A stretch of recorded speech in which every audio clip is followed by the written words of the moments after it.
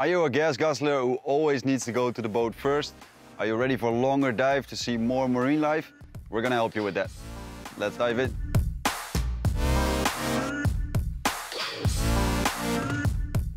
Welcome to 50 Feet Below, where we give you some straight up scuba advice. My name is Arjan, and with a few tips you can actually improve your air consumption by a lot, and this also improves your overall diving pleasure. And by that we don't mean go out and buy the most expensive gear you can find. It means, first of all, get weighted properly. So get the right amount of weights, put them in the right places, and we actually got a video about that and you can watch it right here. If you're weighted properly, this will save you a lot of gas, which you otherwise use swimming, and also it takes less effort to swim around, so you preserve gas that way as well. Another thing you can do is streamline yourself. This reduces drag, makes swimming easier, and also reduces the chance of your alternate air or your SPG getting snagged behind some coral or dragging to the mud. The last thing you can do about your gear is pick the right fins. You want fins which are easy to swim with, so don't take a lot of effort, but have a lot of propulsion. So when you hit a current or need to swim somewhere, you don't overexert yourself. One thing you don't want is split fins. They are only useful when you have an injury to your knees or your ankles, because otherwise you just have to make a lot of motion to get propelled just a little bit. So you arrived at the dive spot and are ready to go diving.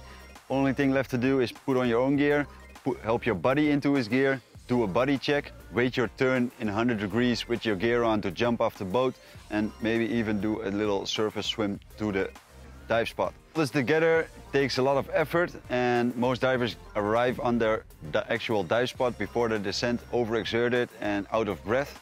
What you don't want to do is go down right away, because you use a lot of air, you just breathe like that. It's also harder to go down when you breathe like that, because most of the time your lungs are full. So when you do that, you also may need extra weights.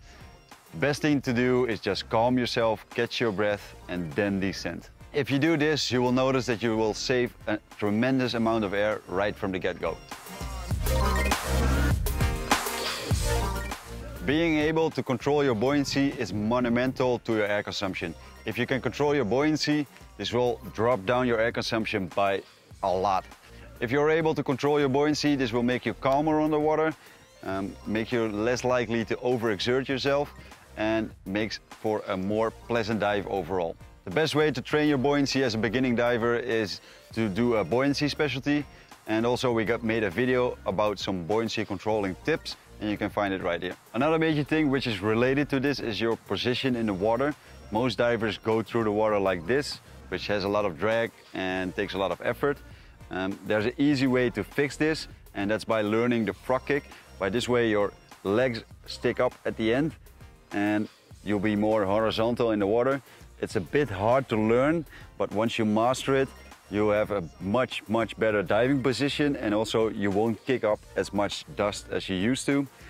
Also switching to a different BC, which is more back inflated, and putting your weight somewhere else besides your hips may also help.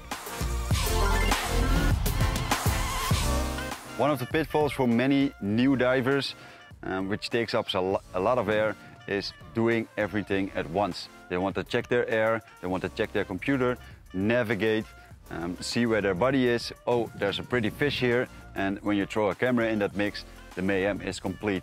Most new divers tend to inhale when they check their air gauge and go up a bit. So your buoyancy is off, you need to deflate, go down a bit, and resume your dive. What most experienced divers do, they do one thing at once. They check their air gauge and get on with their dive. They check their computer and get on with their dive.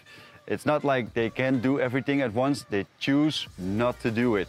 They choose to do everything calmly and well, so that they can concentrate on diving and seeing the beautiful marine life instead of doing all those things at once. These are, according to us, the best things to do to reduce your air consumption. If you missed any, please leave them in the comments below to help your fellow diver out. I talked before about different types of BCs. You can watch a video right here which explains them all.